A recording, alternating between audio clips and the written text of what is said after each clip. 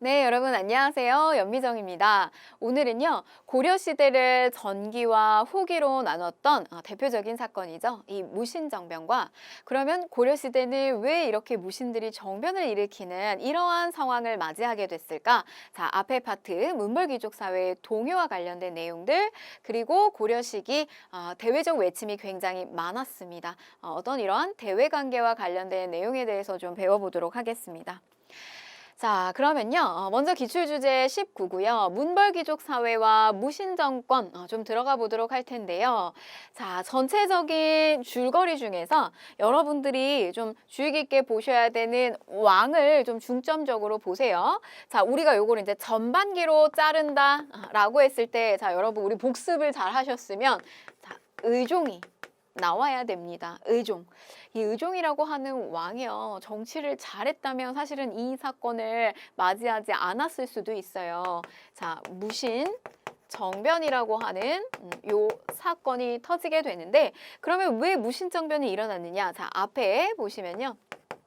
자, 인종식입니다. 인종식이 두 개 굵직한 사건이 터지게 돼요. 자, 첫 번째 이자겸의 난.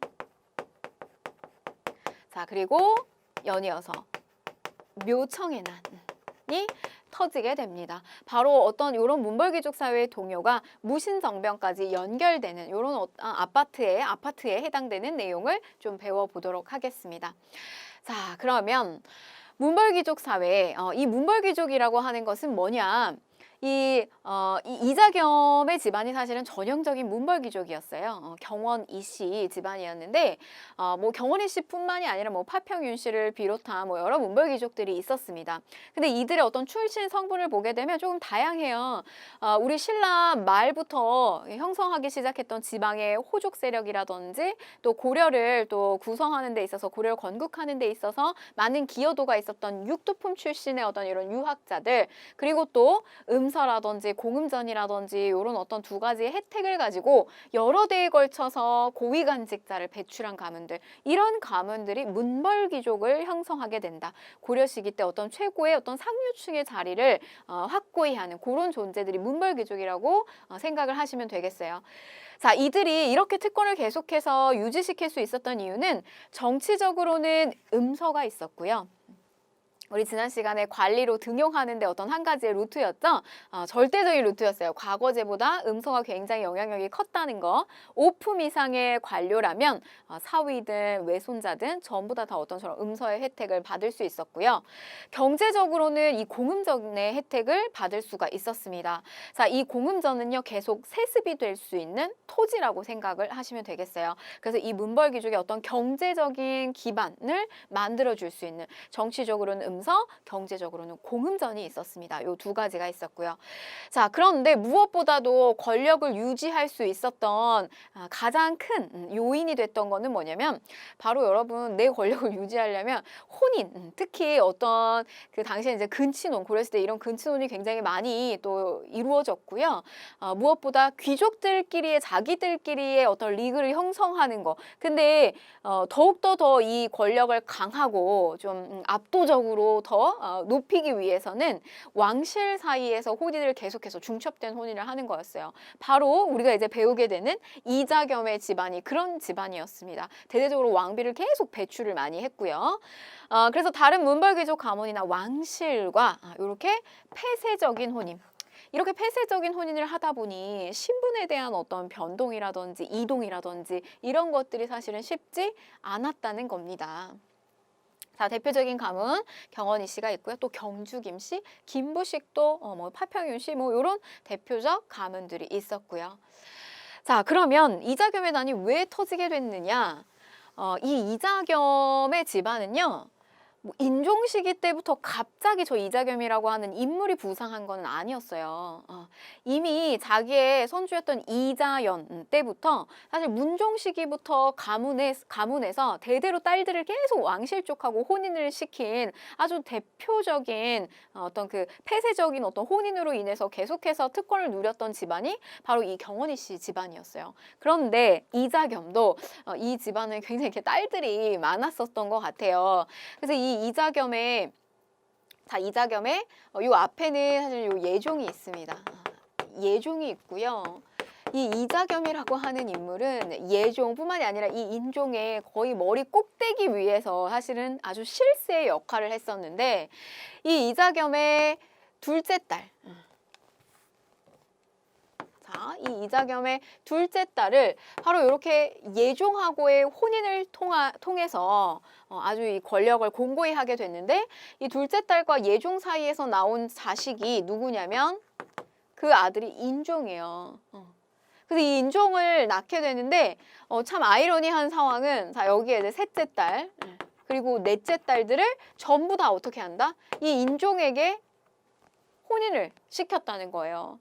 그 아무리 좀 근친혼이 성행을 한다라고 해도 어떤 이러한 구조 자체, 인종의 입장에서 사실 이들은 다 이모들에 해당이 되거든요. 이들은 이모들에 해당이 돼요. 그런데 저 이모뻘에 해당되는 사람들하고 어떤 혼인관계를 계속 유지시킨다는 건 아무리 고려사회가 근친혼이 좀 많이 있었다라고 하더라도 너무나 사실은 이 이자겸의 집안에서 무리한 혼인의 요구를 계속해서 했다는 거죠. 그러니까 사실은 이쪽의 인종의 어떤 그 왕으로서의 위엄이나 실권을 갖기는 어려운 상태였고요. 이 인종한테 이자겸이라고 하는 인물은 아들이기 때문에, 자, 요 둘째 딸, 예종 사이에서 나온 아들이기 때문에 이 둘째 딸은 자기의 엄마가 되죠. 자, 그럼 엄마이기 때문에 이 이자겸은 외할아버지가 돼요. 그런데 또 한편으로는 이 이모들하고 또 이렇게 혼인을 하게 됐잖아요. 그러면 인종의 아내들인데 아내들의 아버지이기 때문에 이자겸은 인종의 장인이 되기도 해요.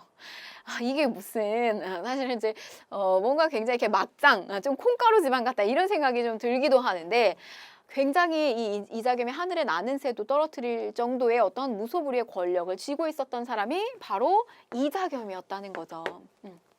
자, 그러나 인종을 비롯한 왕의 측근 세력들이 있어요. 그리고 이자겸의 세력들이 있고요. 이들 사이에는 아주 묘한 굉장히 그 인종이 왕임에도 불구하고 권한을 제대로 갖지 못하는 이런 상황에서 좀 불만을 많이 갖는 그런 세력들이 있었고, 마찬가지로 이 이자겸의 옆에서 굉장히 세력을 누리고 있는 세력들 사이에서 약간의 어떤 묘한 어떤 그런 긴장 관계가 조성이 되고 있었는데, 이런 상태에서 또 자, 성장하고 있는 이 여진 금나라가 이때 당시 대외 관계적으로도 우리에게 어떤 무리한 사대 관계의 요구를 하고 있었던 상황이었어요. 바로 어떤 이러한 사대 관계의 요구 문제가 정치적인 이슈로 이게 부각이 되면서 더욱더 이들의 관계는 이쪽에서는 거부, 이자겸 쪽에서는 저것을 수용하는 입장에서 받아들이는 이런 식의 좀 극렬하게 나뉘는 어떤 정치적인 어떤 입장 차이가 생겨버리게 되는, 간극이 생기는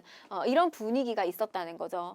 그래서 사실은 이 인종 쪽에서 이자겸 쪽을 제거하려고 하는 시도가 먼저 있었어요. 그런데 그게 발각이 되면서 결국에는 이자겸 쪽에서 난을 일으키게 됩니다. 인종이 궁궐 안에 감금이 돼요. 그래서 인종 쪽에 들어가는 음식 같은 경우도 처음부터 다 이쪽에서 보내는 것만 먹게 되고, 이 인종 같은 경우는 사실 어떤 실권을 전혀 다 잃어버리게 되는, 그래서 굉장히 이렇게 통곡을 했다라고 하는, 내가 왕이지만 비록 할 수 있는 게 아무것도 없구나 라고 하면서 통곡을 했다라고 하는 기록이 있어요.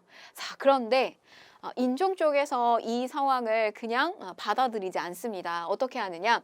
이자겸의 세력하고 같이 붙어 있었던 척춘겸이라고 하는 신료가 하나 있었는데요. 바로 그 척춘겸하고 이자겸 사이에 빈틈을 노리고 이들의 사이를 멀어지게 합니다. 그래서 인종 쪽에서 저 척춘겸이라고 하는 인물을 회유하게 돼요. 그래서 서춘겸은 결국에는 이 인종 쪽에 왕실을 보호해야 되겠다라고 하는 이 인종의 설득에 넘어가게 되면서 결국에는 이 이자겸을 배신을 하게 되고, 이 이자겸은 결국 영광 지역으로 유배를 가게 됩니다. 결과적으로 이제 어떤 그 너무나 오래도록 폐쇄적인 혼인 관계를 유지하게 되면서 아주 이제 썩은 물이 고일 대로 고인 상태인 거죠. 왕이 있음에도 불구하고 이런 어떤 그 장인 어른이 외척의 세력이 굉장히 이렇게 권한을 누리고 있는 이런 부패한 상황들이 만연하고 있었다는 걸 여과 없이 보여주고 있는 사건이 바로 이자겸의 난이었어요.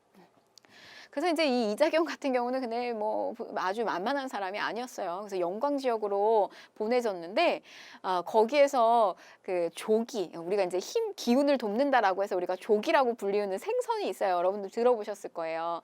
근데 그거를 이렇게 말려가지고 이렇게 먹었는데 너무 이게 맛이 있어서 그 조기라고 하는 그 생선을 인종한테 이렇게 갖다 바쳤대요. 근데 거기에 조기에다가 이 말린 거에 대한 이름을 뭐라고 붙였냐면 나는 절대로 굴복하지 않겠다. 그래서 굴복하지 않을 굴자를 쓴 굴비가 바로 여기서 우리에서 영광굴비가 유명하잖아요.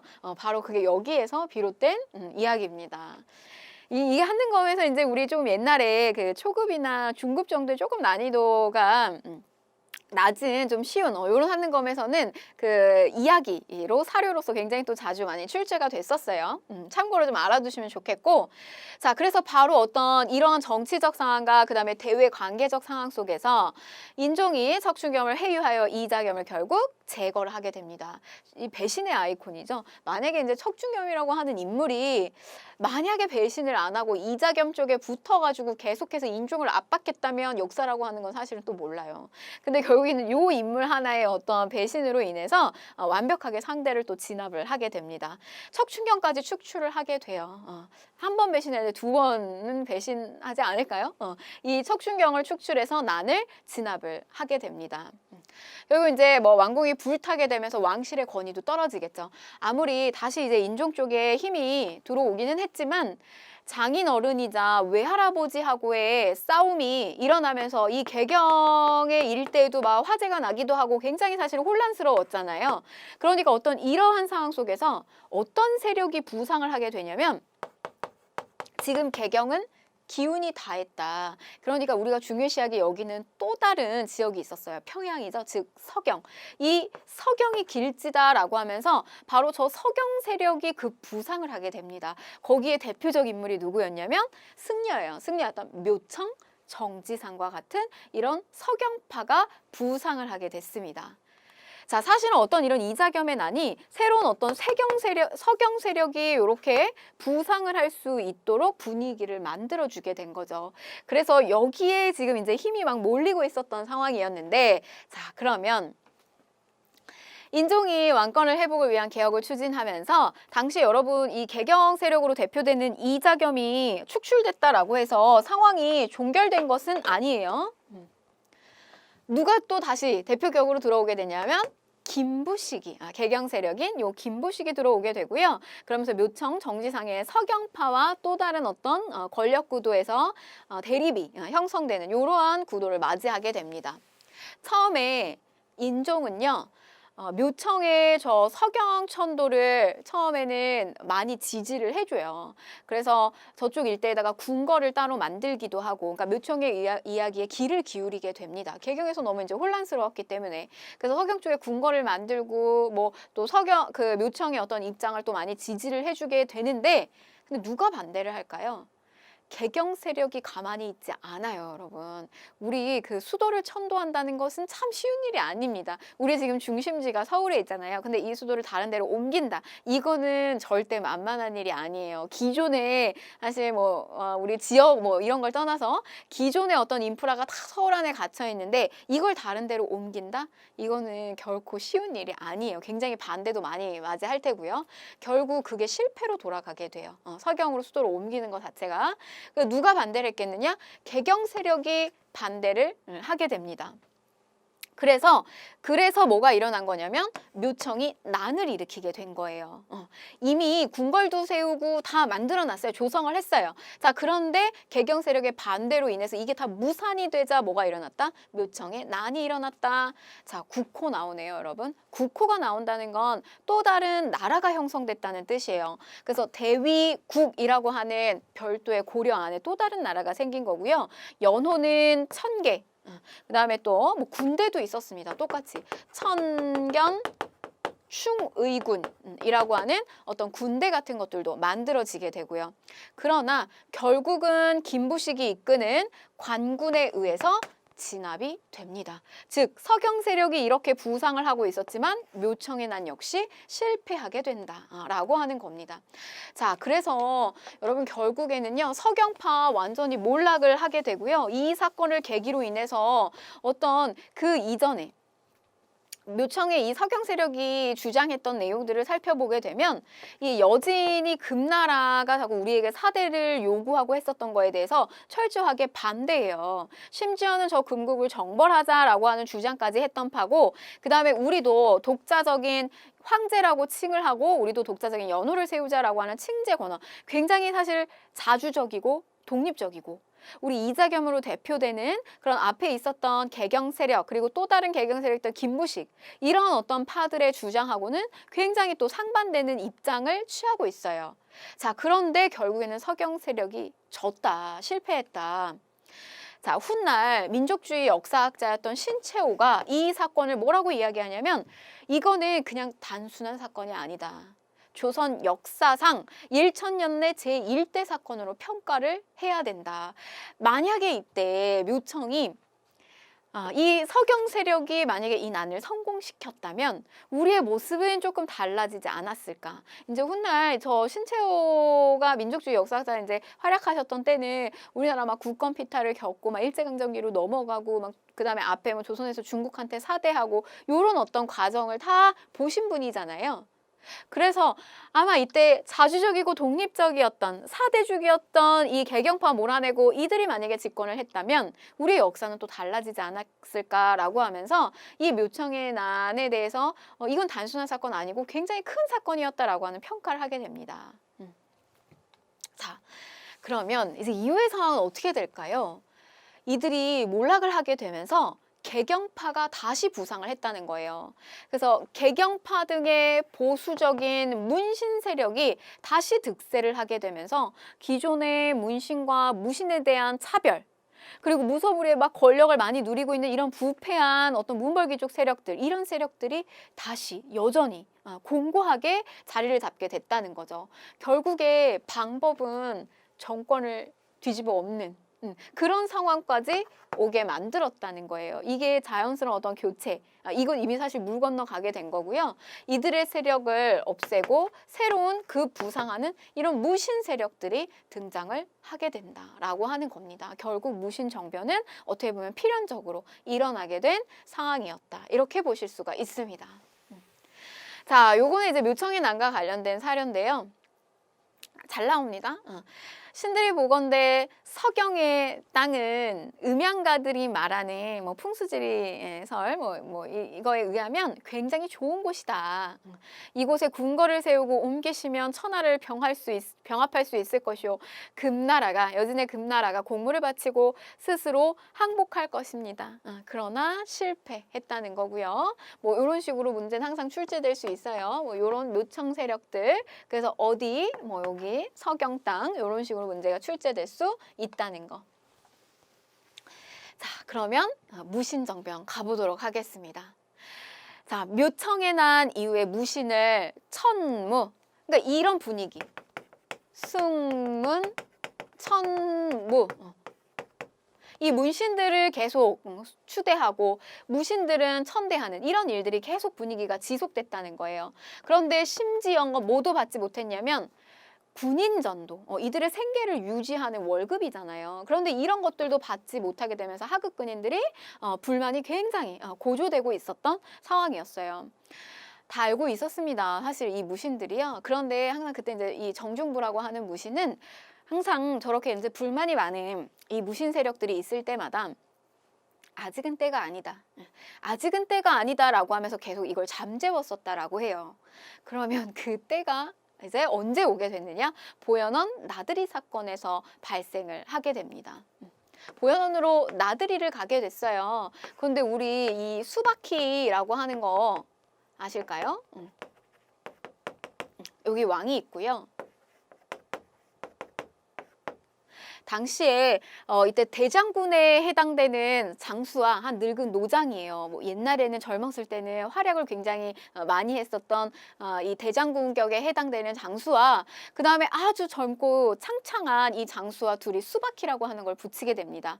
이 수바키는 우리의 태권도의 모습하고도 비슷하고 약간 태견의 모습하고도 많이 닮아 있어요. 몸동작을 통해서 하는 그런 어떤 격투인데 그런 격투를 둘이 붙이게 됩니다. 근데 이 나이가 많은 노장이요 계속 뒷걸음질을 치면서 사실은 싸움을 하기가 쉽지 않죠. 뒷걸음질을 치면서 이 섬돌 아래로 이렇게 탁 굴러 대굴대굴 굴러 떨어지니까 당시에 젊은 이 한뇌라고 하는 이 문신이 다가와서 이 노장 그래도 한때는 굉장히 또 잘 나갔던 그리고 기여도가 많고 공이 많았던 이 장수의 뺨을 내리쳤다라고 해요. 그래서 굉장히 사실은 이제 이 광경을 지켜보고 있었던 여기에 많은 정중부, 이의방 이런 많은 후배격에 해당되는 이 무신들이 이제 완전히 오늘이 때구나, 때를 잡았구나 라고 생각을 했겠죠. 항상 이렇게 나들이를 가거나 어딘가 외출을 가게 될 때도요. 항상 이 문신들하고 왕은 굉장히 이제 따뜻한 공간에서 음식도 나눠 마시면서 이렇게 할 동안 이 무신들은 항상 이렇게 추운 날 보초를 많이 쓰기도 하고 그 다음에 뭐 이런 일화는 굉장히 유명해요. 막 이렇게 문신들이 무신들의 수염 같은 것들을 조롱하면서 막 이렇게 장난치고 하는 것들. 그러니까 굉장히 사실은 이들을 좀 천대하고 같은 관직에 들어가 있지만 굉장히 많이 천대를 했다는 거죠. 그리고 또 승진을 하는 데 있어서도 우리 여러분들이 그 서희의 단판 아실 거예요. 거란이 침입했을 때 서희가 단판을 통해 가지고 우리의 뭐 영토를 또 차지하기도 하고 뭐 이런 일들, 그다음에 뭐 별무반을 만들었던 윤관이라든지 이런 사람들이 사실은 다 무신 출신이 아니라 문관 출신들이에요. 그러니까 어떤 그 높은 자리에 승진을 할 수 있는 사람들도 전부 무신이 아니라 문관이었다는 거죠. 이런 어떤 계속된 차별이 결국 이 보현한 나들이 사건에서 터지게 됩니다. 그날 오후에요. 돌아가서 궁궐 안에서 이 문관의 어떤 문관의 이 관직을 쓰고 있는 자들은 말단 설이라고 할지라도 다 모조리 죽여라. 피바람이 불게 됩니다. 바로 이게 무신 정변이에요. 의종은 폐위가 되고 거제도로 유배가 되고요. 명종을 임금으로 세우게 됩니다. 그래서 이때부터 등장하는 명종을 비롯한 왕들은요. 전부 사실은 이들이 실권을 가지고 있는 것이 아니라 이때 당시에 집권 세력이었던 이 무신 세력들이 실세의 역할을 했다라고 보시면 되겠어요. 그래서 여러분들은 이 파트에서는 왕의 업적을 보시는 것이 아니라 여기서부터는 이 무신 집권 세력의 어떤 변화 과정들 이런 것들을 살펴보시게 됩니다. 자, 그러면요. 초창기에 어떻게 돌아가게 되느냐. 자, 여러분 여기를 좀 보실게요. 여러분들은 요 무신정변 파트에다가 여기다가 같이 좀 정리를 하시면 좋겠고요. 자, 다시 오셔가지고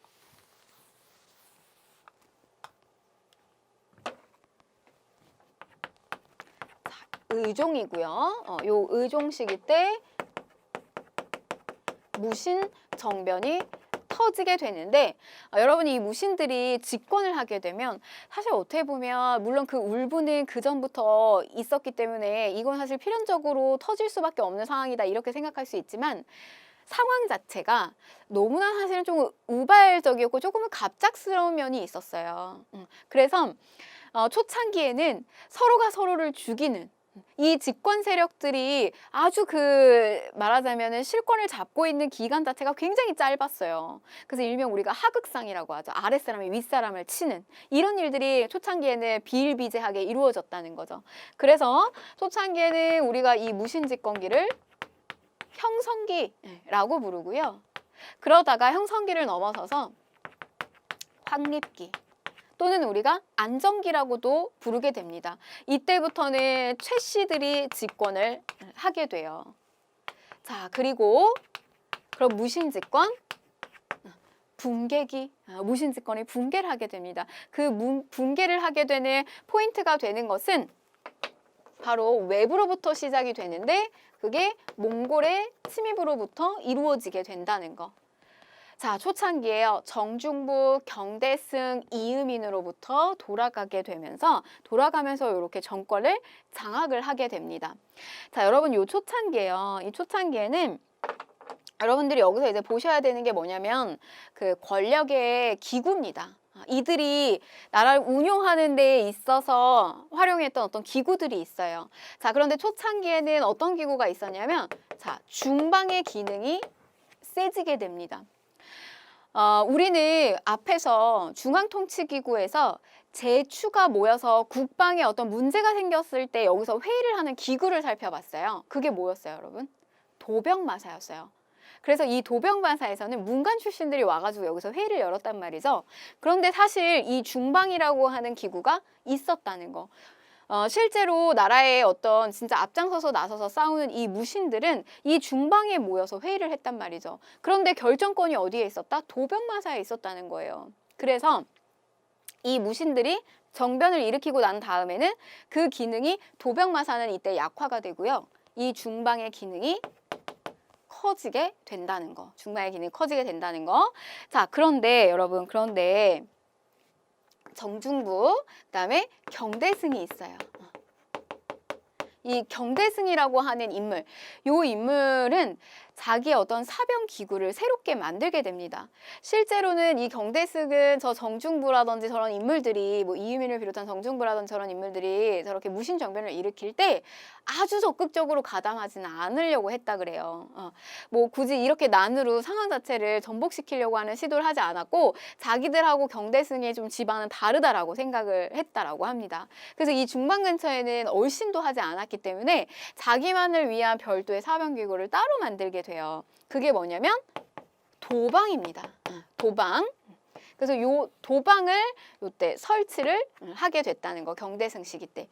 그래서 경대승 시기는 사실은 그 앞에 있었던 굉장히 그 다양한 어떤 이 무신들하고의 또 집안하고 조금 차이가 있는데 특히 그들의 차이를 극명하게 보여주는 게 이 경대승과 이음인의 차이예요. 이 이음인이라고 하는 인물은 무신들의 성격이 여기까지, 그러니까 하층민이라고 얘기를 하는데 여기까지 내려가는 존재들이었구나라는 걸 좀 잘 알려주는 존재거든요. 이음이는 아버지는 소금장수였고요. 어머니는 노비였어요. 그렇기 때문에 아주 이렇게 미천한 출신이었던 이음인이 말하자면 실세가 된 거잖아요. 저런 어떤 분위기는 이 무신 정권이 사실은 안정기로 흘러가기에는 좀 많은 어려움을 또 가져오게 되는 어떤 그 출신의 배경이 되기도 합니다. 이음이. 근데 이음인이 경대승이 집권하고 있을 때까지만 해도 이렇게 숨을 죽이고 있다가 저 경대승이 병사로 일찍 사망을 하게 돼요. 그러고 나서 그 자리를 이음인이 차지를 하게 됩니다. 그래서 이음인 여기에 올라오게 된다는 거.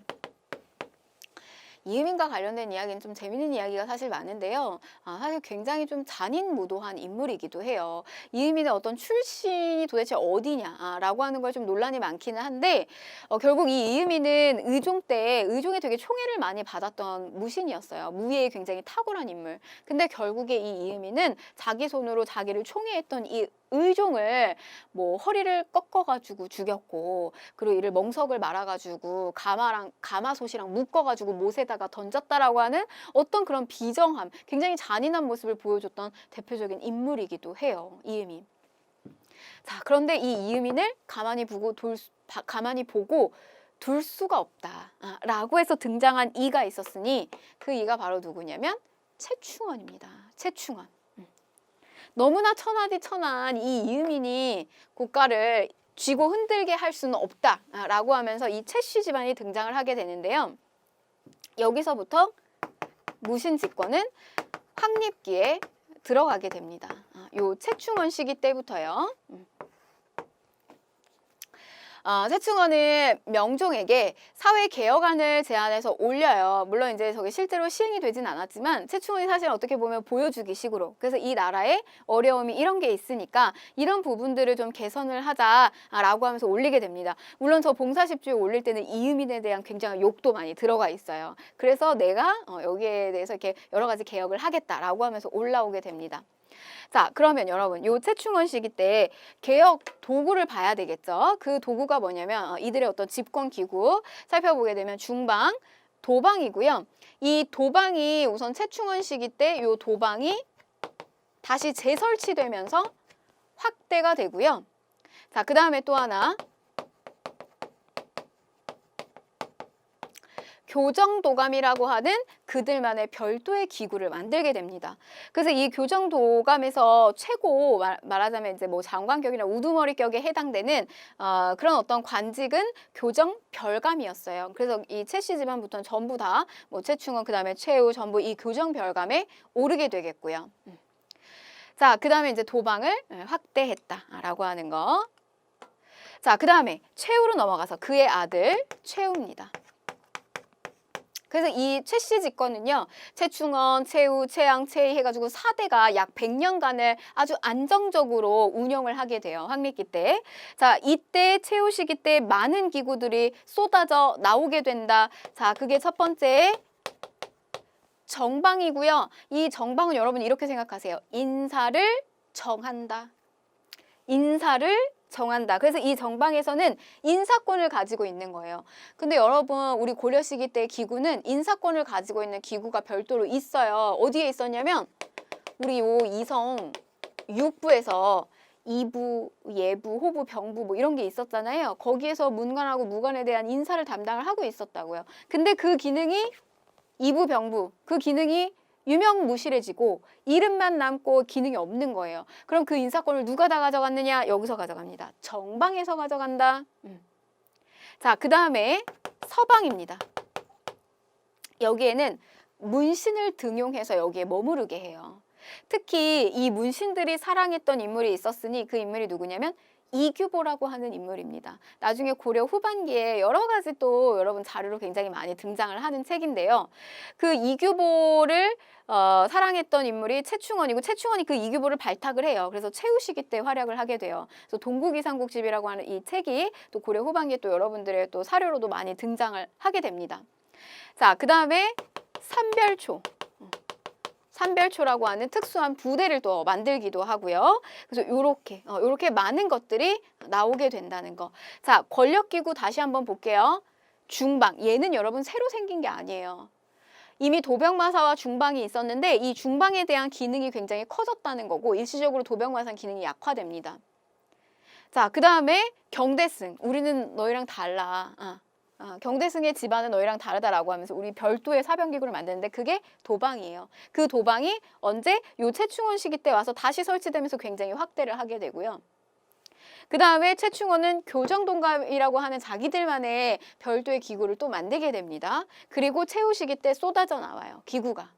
인사를 정하는 정방, 중방이랑 헷갈리지 마시라고 제가 이렇게 계속 설명드리는 거예요. 그 다음에 서방, 문신들 공부하는 서방님들 안에서 이렇게 계속 공부하는 거 문신들 여기다 앉혀놨어요. 서방들. 그리고 특수부대인 삼별초 만들게 됩니다.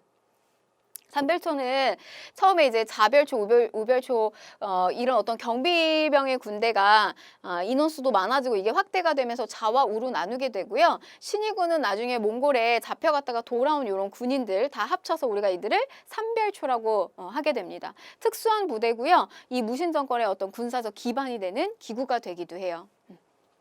그래서 바로 이렇게 이러한 기구들. 여러분 이 최씨 정권이 굉장히 잘했다라고 하는 부분은 자기들의 부족한 점을 되게 잘 알았던 것 같아요. 그래서 그런 어떤 그 무신들, 칼잡이잖아요. 쉽게 말해서 칼을 잡는 사람들 그런데 어떤 문신으로서의 어떤 이런 기질은 좀 부족한 측면이 있었죠. 그런 것들을 보완하는 시스템들이 나와요. 인사를 정하는 거, 그다음 문신들을 수기케 하는 서방들. 이런 기구를 만든다는 거. 그래서 굉장히 안정기로 이 시기를 끌고 갔다. 그런데 왜 붕괴가 되느냐? 이 무신 정권? 몽골 침입, 외부로부터 오게 됩니다. 그래서 이 최우는요, 수도를 임시적으로 강화도로 천도를 하게 되고요. 거기서부터 이 대몽항쟁을 계속 지속을 시킨다. 그래서 이후의 상황은 어떤 대몽항쟁의 상황이다. 이렇게 보시면 되겠어요. 자, 그러면 여러분 이렇게 무신들이 집권을 했을 때 정치를 잘 했을까요? 사실 만만치가 않았어요. 쉽지가 않았어요. 무신정변으로 인해서 이 하극상에서 아랫사람이 윗사람을 치는 이런 하극상의 풍조가 계속해서 일어나고 그 난, 봉기와 난이 어느 때보다도 많이 일어났다는 거. 자, 망소위의 난. 여러분, 이 고려는 특수한 행정구역인 향부곡 소가 있었어요. 그래서 이 소, 공주, 명학, 소에서 망소위가 가혹한 수탈에 저항하면서 무리를 모아서 난을 일으키게 됩니다. 나중에 이들은 또 달래느라고 충순, 현, 말 잘 들어라, 충성하고 말 잘 들어라 이렇게 현으로 승격시키는 사례도 보여져요. 자, 그 다음에 김삼이 효심의 난, 우문 초전에서 일으켜졌는데 이런 김삼이 효심의 난은 이들이 가지고 있는 성격이 있어요.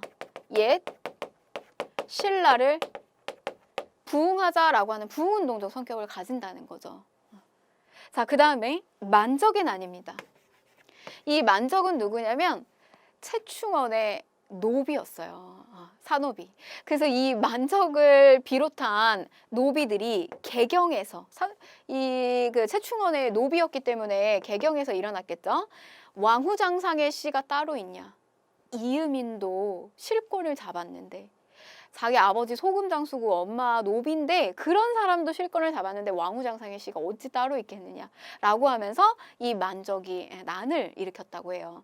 노비들은 이들의 의무가 있잖아요. 그러니까 땔감을 구해오는 거. 그리고 그래서 여기에서 이제 그 모의를 하기가 되게 좋았어요.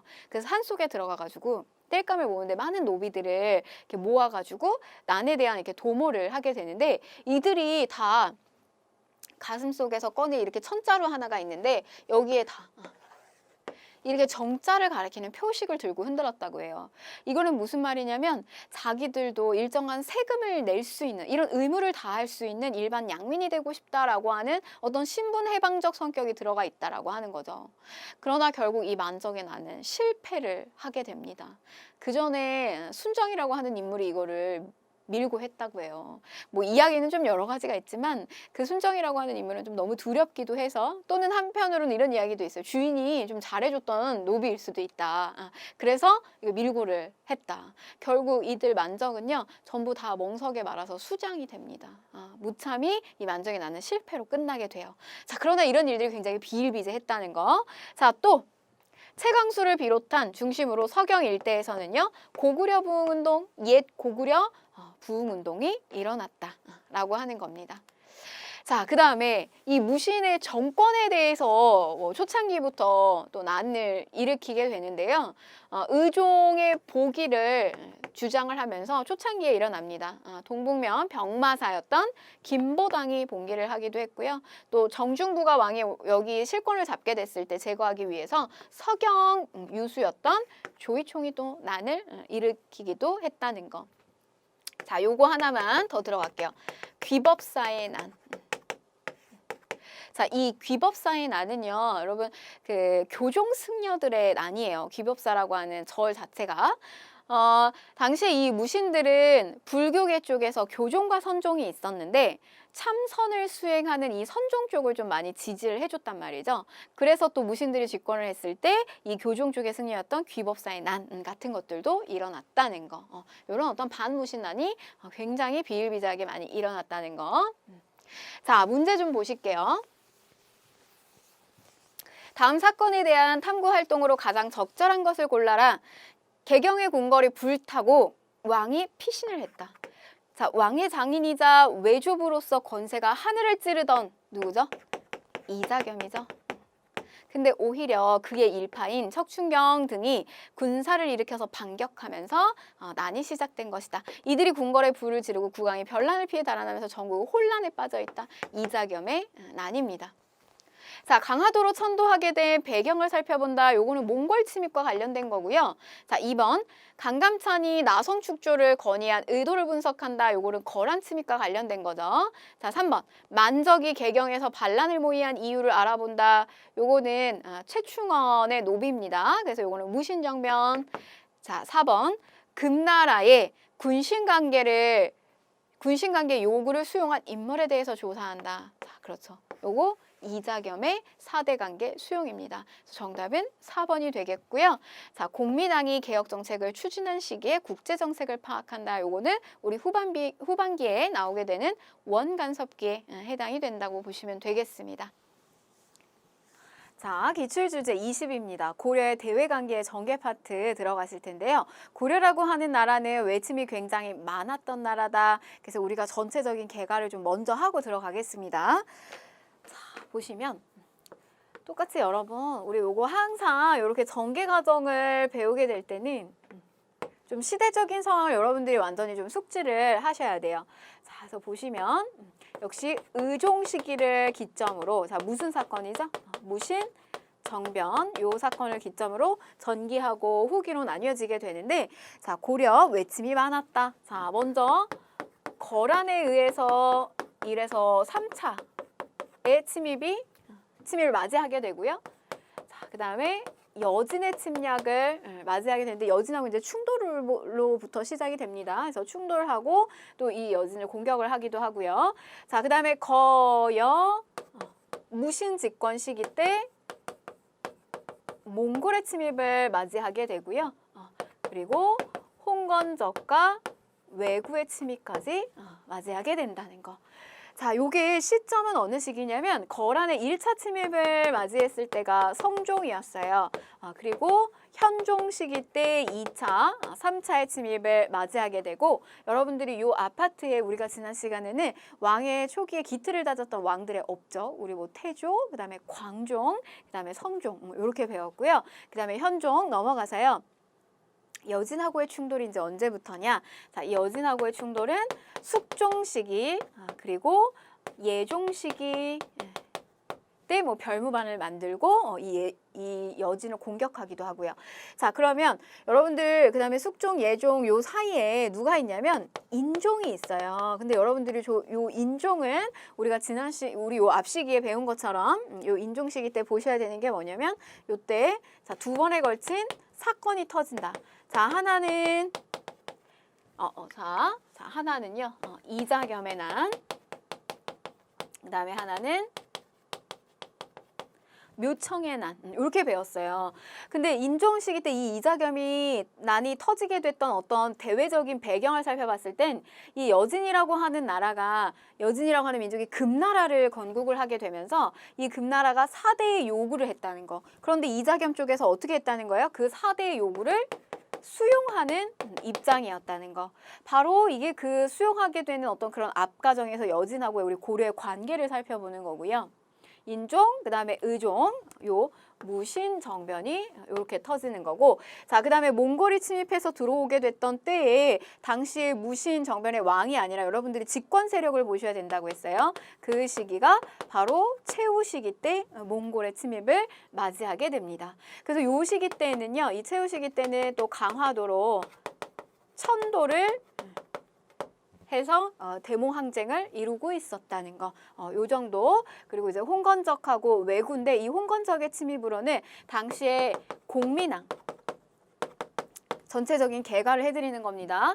요 공민왕의 개혁 정책을 중단시킬 정도로 홍건적의 어떤 침입이 굉장히 큰 타격을 가지고 왔고요. 그 다음에 요 왜구의 침입으로는 당시에 우왕 시기 때, 그래서 이때 당시 어떤 새로운 어떤 무인 세력들이 또 저 왜구를 격퇴하는 데 많이 또 활약을 하게 됩니다. 자, 대외관계 파트로 위주로만 좀 살펴본 거예요.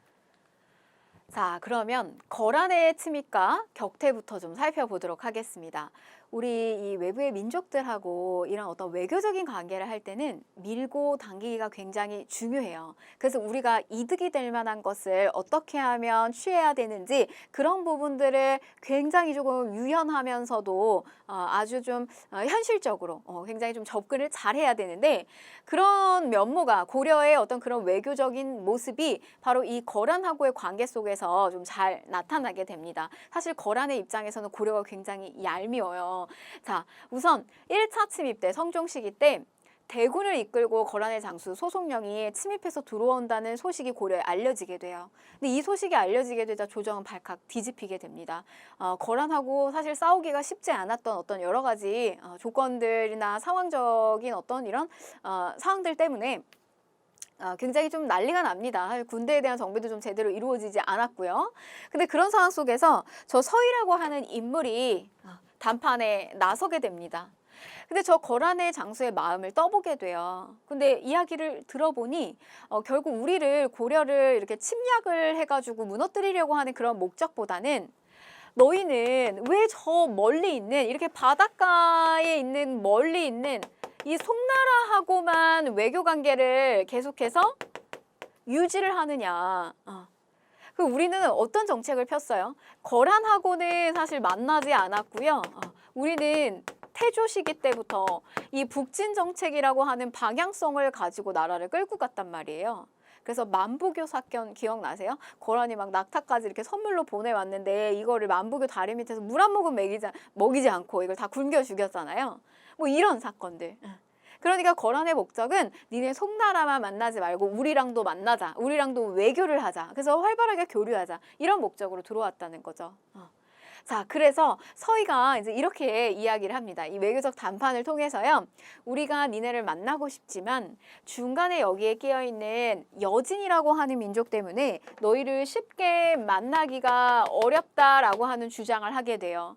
그래서 그 지역에 아직 이 지역은 우리가 획득한 땅이 아닌데 이 지역 완충지대에 해당되는 요 지역을 너희가 좀 확보를 해준다면 너희하고 쉽게 더 교류가 가능할 것이다 라고 하는 어떤 외교적인 이야기를 하게 돼요. 단판을 짓게 됩니다. 그래서 결국 거란은 이 지역 그리고 고려는 우리는 요 강동 육주 우리가 여기 백두산이 있고요. 여기 백두산이라고 하는 산이 있고 이 앞쪽으로 흐르는 압록강이 있어요. 그래서 이 압록강의 동쪽에 있는 강동의 육주 지역을 우리가 획득을 하게 됩니다. 그래서 사실 이 서희의談판은 피 한 방울 손에 묻히지 않고 말하자면 새치혀로 이 외교적인談판을 통해서 우리가 대승을 거둔 사건이 바로 거란의 1차 침입에서 우리가 이루게 되는 성과가 돼요. 자, 그런데 2차 침입이 다시 이루어지게 돼요. 자, 보시면 고려의 무신이었던 당시 강조라고 하는 인물이 당시 이제 현종을 왕위에 올린 사건이 이게 강주의 정변인데요. 당시에는 당시 이제 천추태후, 이 목종의 어머니였던 천추태후와 김치향이라고 하는 이 어떤 둘의 불륜 사이에서 새롭게 나온 어떤 이 자식을 왕위에다가 올리려고 하는 좀 정치적으로 좀 굉장히 복잡한 사건이 터지게 됩니다. 그런데 어떤 이런 사건 속에서 당시 무신이었던 강조가 이거는 말이 안 된다라고 하면서 이제 정변을 일으키게 돼요. 그러면서 이제 현종을 왕위에다가 올리게 되는데 너희는 우리하고도 관계를 하기로 했으면서 그리고 심지어는 우리가 너희에게 이제 강동육주라고 하는 어떻게 보면 선물을 준 거잖아요. 그런데도 이후에 거란하고의 관계는 교류가 이어지지 않았거든요. 그래서 저것을 이제 빌미로 해가지고 강주의 정변을 목적으로 우리가 외교적 국가인데 우리에게 알리지 않았다. 저런 정치적인 변화에 대해서 라고 하면서 저걸 구실 삼아서 침입을 하게 됩니다. 사실 이거를 좀 어떤 남녀의 외교 관계라고 좀 살펴보게 되면은요. 사실 이 거란의 입장에서는 계속 고려를 만나고 싶은 거예요. 근데 이 고려는 저쪽에 있는 송나라하고만 만나주고 이 거란을 만나지 않으니까 우리가 이제 막 선물도 주고 막 여러 가지 외교 관계를 막 공세를 펼치는데 고려가 꼼짝도 하지를 않는 상황. 다시 2차 침입은 이루어지게 됩니다. 자, 당시에 이 거란의 2차 침입에요. 무신이었던 양규가 흥하진 전투에서 이 상황을 승리를 하게 되고요. 그러면서 뭐 사실은 이 상황을 더 키우기는 어려웠고 현종의 입조를 조건으로 교류하겠답니다. 그래서 거란 조정에 들어가서 인사도 하고 우리가 교류하겠다예요. 그래서 입조를 조건으로 거란은 철수를 하게 됩니다. 자, 그런데 왜 3차 침입이 일어났을까요? 고려는 거란하고 사실은 교류할 어떤 명분이나 이유가 사실은 별로 없어요. 그래서 이렇게 뭐 약조를 하기는 했으나 또다시 현종이 입조를 하지 않습니다. 거란의 입장에서는 고려가 굉장히 얄미운 거죠. 거란의 장수 소배압이 10만의 대군을 이끌고 3차 침입을 일으키게 되는데 자, 당시에 뭐 목적은 뭐 강동육주 다시 다 돌려줘 이렇게 했는데 너네 우리랑 교류도 안 하고 다시 돌려달라고 하면서 이제 침입을 하게 됩니다.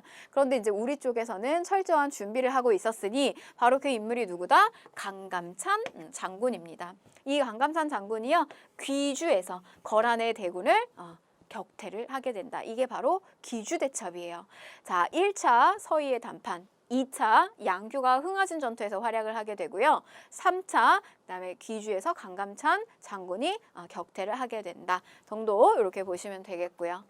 자, 이후에 강감찬의 건의로 개경의 주변에다가는요, 이 개경의 수도 주변에다가는 도성을 이렇게 에워싸는 요걸 이제 나성이라고 얘기하는데 이런 나성을 축조하고요.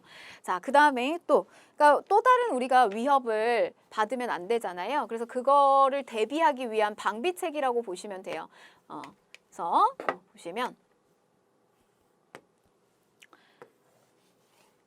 자, 그다음에 이제 천리장성을 축조하게 되는데 우리 여러분 천리장성은 천리장성이 그 이전에도 여러분들이 배우셨어요. 연개소문의 천리장성이 있었습니다. 그래서 이 연개소문의 천리장성은 비사성에서 이렇게 부여성까지 여기에 있는 당나라를 사실 대응하기 위한 대단강경책으로다가 이 천리장성을 쌓았었는데 이번에 쌓은 천리장성은요, 여기 압록강을 우리가 획득했잖아요. 요 일대를. 그래서 여기 압록강하고 일대부터 시작해서 동해안의 도련포까지 이렇게 천리장성을 쌓습니다.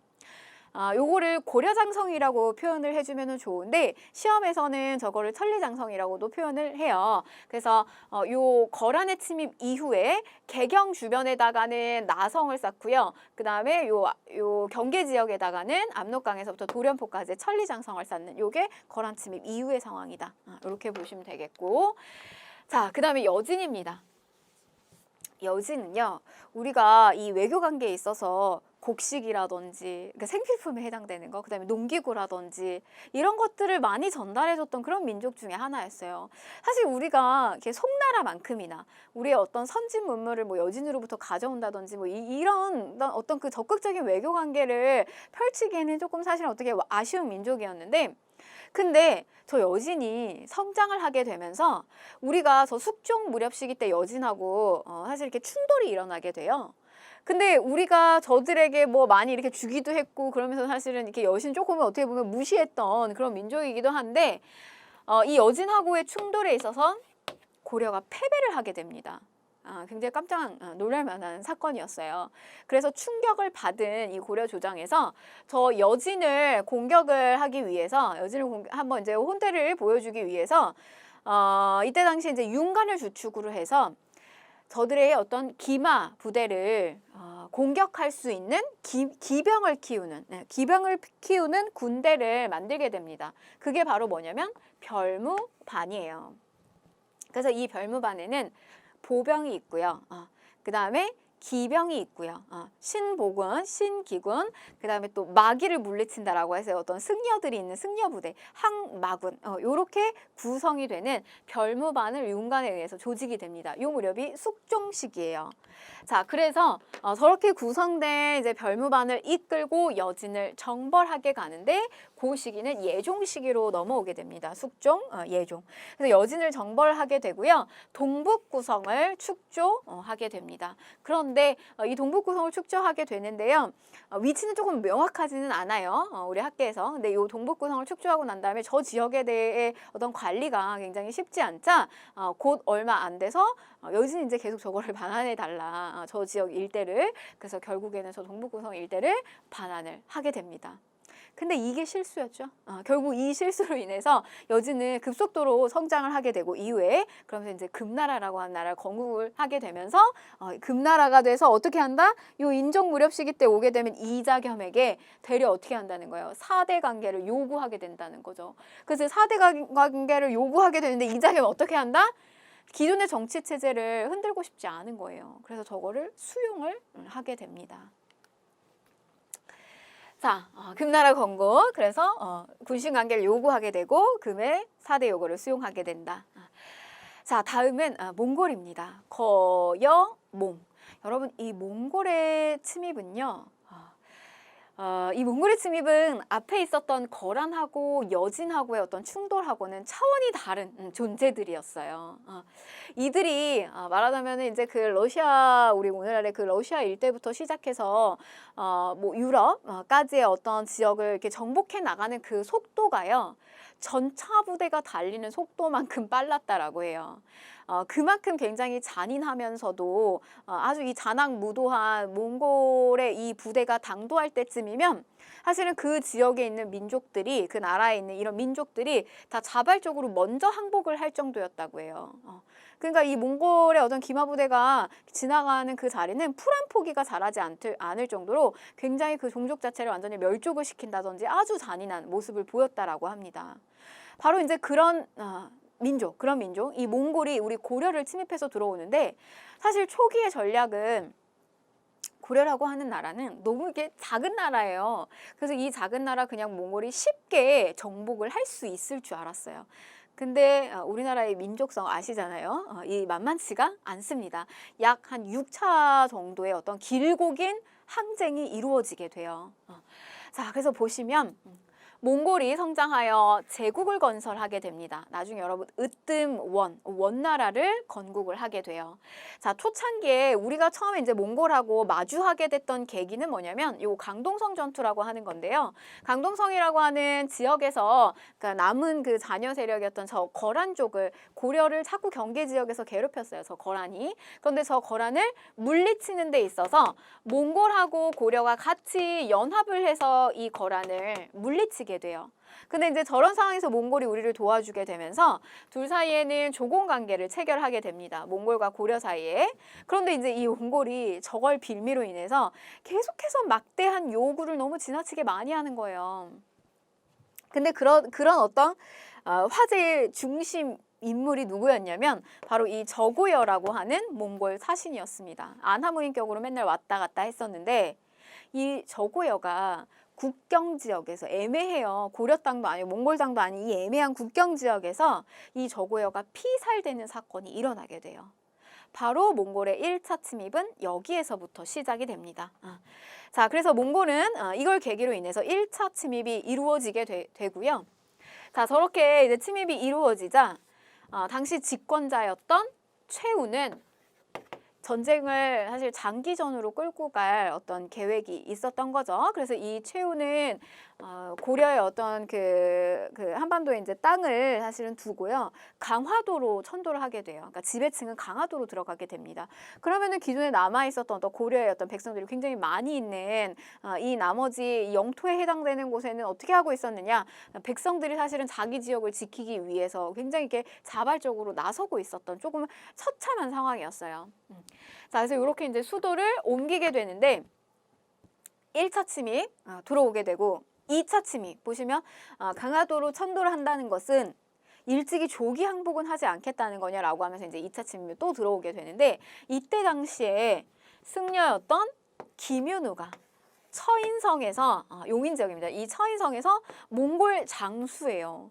장수가 전장에서 죽게 되면 그 전투에 어떤 승패는 이미 갈린 거거든요.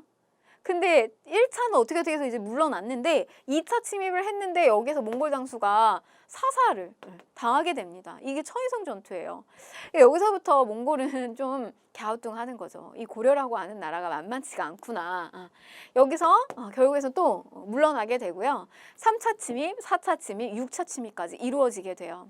근데 우리가 계속해서 이들을 이제 격퇴를 하고 서로 항쟁을 벌이고 있는 와중에 끝까지 버티기는 했지만 우리의 문화적인 손실이 굉장히 많았다는 거.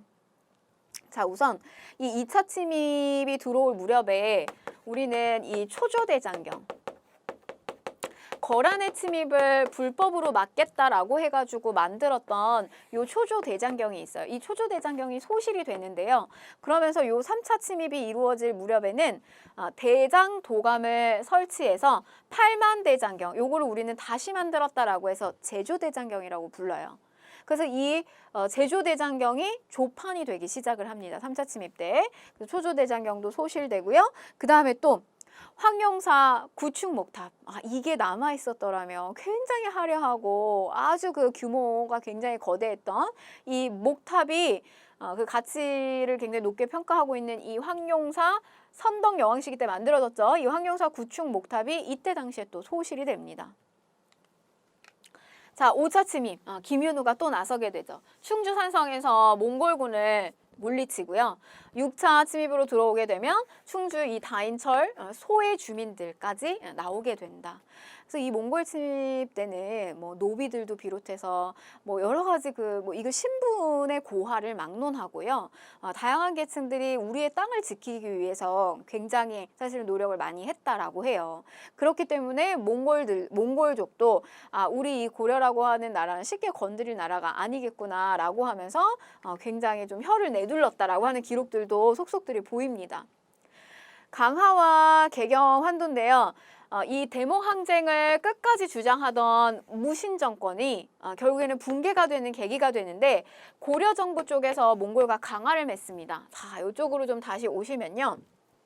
이건 무슨 말이냐면 여러분 우리 이 시기 무신들이 집권을 하고 있었던 이 시기 때 왕이 없는 거예요? 그건 아니죠. 왕이 존재하고 있는 거예요. 그런데 이제 이 무신 정권이 왕실을 데리고 같이 이 강화도로다가 천도하고 있는 이 시점에 결국에는 이제 강화도에서 이 임시수도에서 계속해서 머무르고 있다가 결국에는 너무 막 6차까지 막 항쟁을 막 계속 지속하고 막 이러니까 왕실 쪽에서 이걸 더 이상 두고는 볼 수 없다라고 하면서 결국에는 몽골 쪽하고 화의를 맺게 돼요.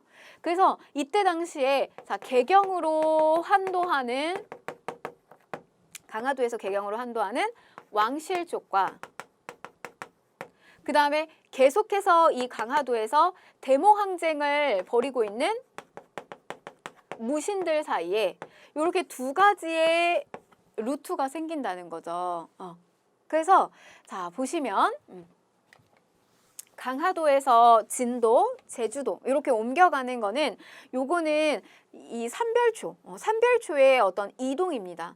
그래서 요 시기에 강화, 그다음에 진도, 그리고 제주도로 이동해 가면서 이 삼별초가 마지막까지 대몽 항쟁을 계속 유지시켜요. 왜냐하면 이 대몽 항쟁 그냥 화해를 해버리게 되면 이들에 대한 정권이 사실은 이 보장을 못 하잖아요. 그래서 이들은 끝까지 몽골하고의 항쟁을 계속 유지를 시켜요.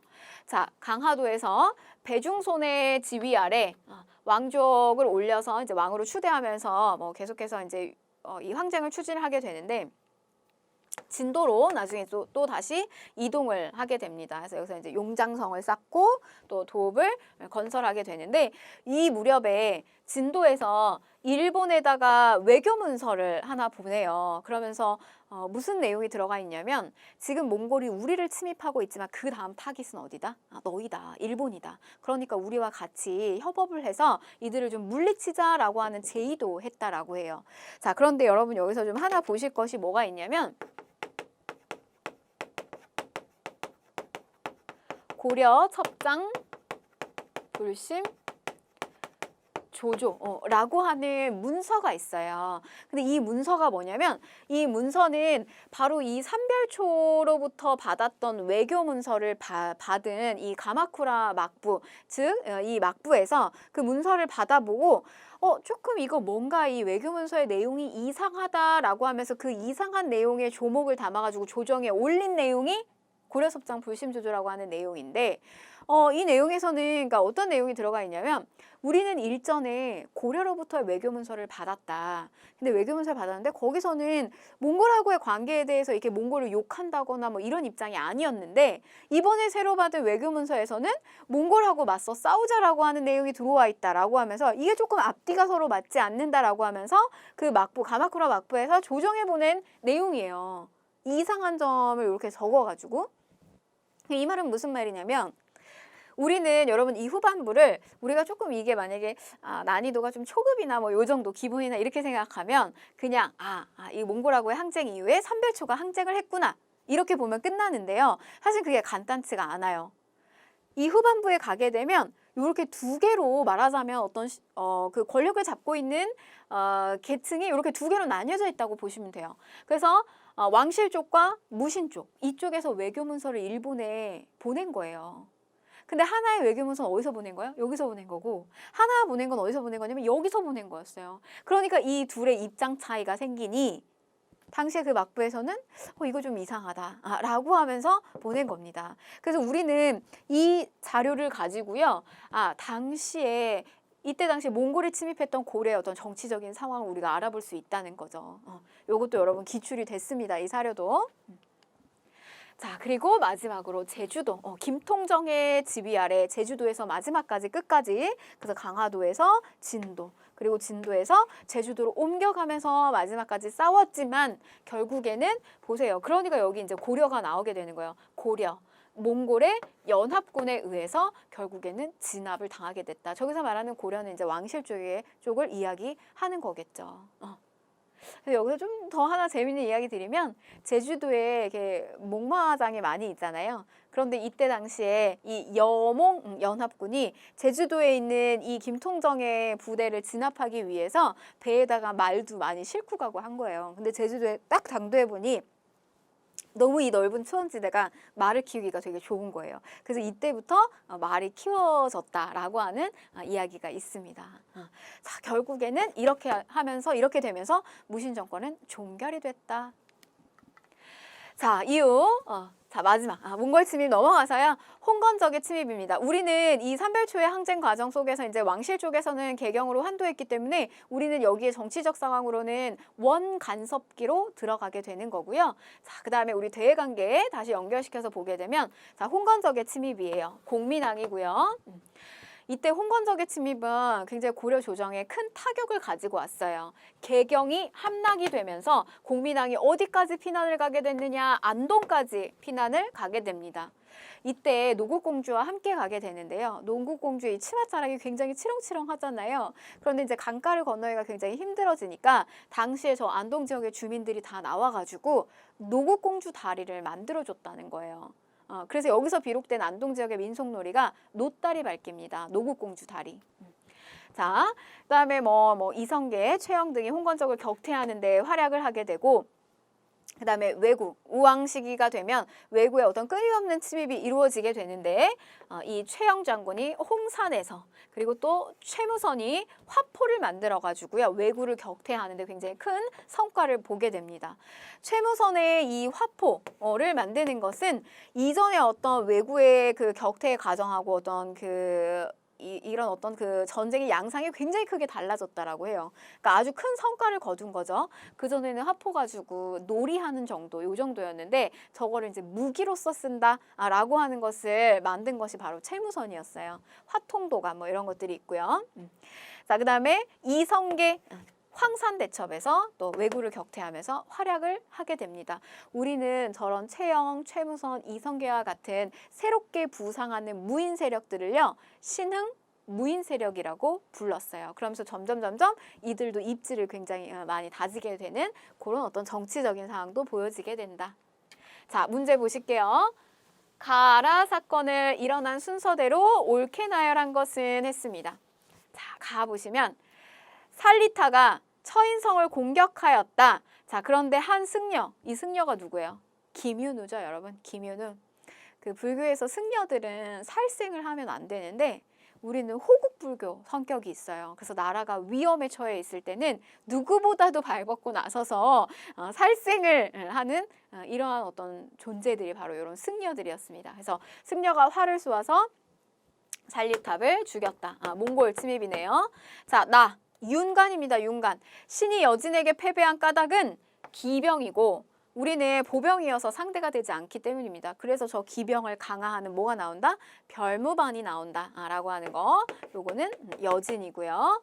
자, 그 다음에 요거 그 다음에 납니다. 자, 그 다음에 다 보시게 되면 거란의 침입이네요. 자, 압록강 건너 흥화진에서 양규 2차네요. 2차. 자, 요거는 거란 침입. 자, 그 다음에 왜구가 개태사를 도륙하고 죽이니 최영이 이를 듣고 자신의 출격할 것을 요청하였다. 그래서 라는 왜구 침입입니다. 자, 그러면 몽이적, 그리고 홍건적, 왜구 이렇게 들어갑니다. 다 나가라 정답은 5번이 되겠습니다. 자, 여러분 여기까지 해서요. 우리 고려시기 전반기에 해당되는 어떤 정치적 상황 그리고 대외관계 파트 잘 좀 순서대로 이렇게 잘 좀 정리를 하시고요. 저는 다음 강의에서 뵙도록 하겠습니다.